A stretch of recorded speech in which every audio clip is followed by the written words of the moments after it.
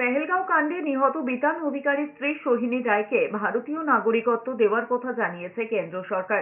X পোস্টে সে কথা post করেছেন বিজেপির রাজ্য সভাপতি সুকান্ত মজুমদার। তার আরও মন্তব্য, কাশ্মীরের পেহেলগাঁওয়ে সন্ত্রাসবাদীদের আক্রমণে নিহত বিতান অধিকারীর স্ত্রী সোহিনী রায়কে ভারতীয় নাগরিকত্ব প্রদান করার জন্য ধন্যবাদ। এর মাধ্যমে বিতান অধিকারীর স্ত্রীকে নতুন জীবন দান করেছে ভারত সরকার। এর পাশাপাশি এই সিদ্ধান্তের জন্য কেন্দ্রীয় স্বরাষ্ট্রমন্ত্রী অমিত শাহকে ধন্যবাদ জানিয়েছেন সুকান্ত মজুমদার।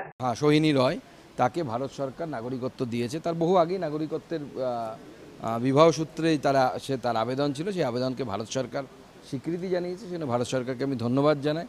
পেহেলগাঁওয়ে বিতানবাবুকে নৃশংসভাবে মারা হয়েছিল এবং বিতানবাবুর স্ত্রী মাথার সিঁদুর দেখে, তার ধর্ম দেখে তার স্বামীকে মারা হয়েছিল গুলি করে।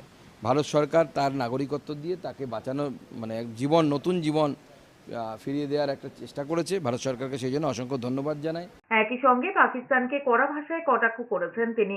বলেছেন, পাকিস্তানের অস্ত্র ভান্ডার শূন্য নিঃস্ব, আর তারা এসেছে ভারতের সঙ্গে যুদ্ধ করতে। আর এরই মধ্যে কার্যত পর্যদস্ত অবস্থা হয়েছে পাকিস্তানের। পাকিস্তান বুঝতে পারছে না তাদের কি অবস্থা হচ্ছে দিন দিন। এমনিতে তো ভারের মা ভবানী, সেই অবস্থা।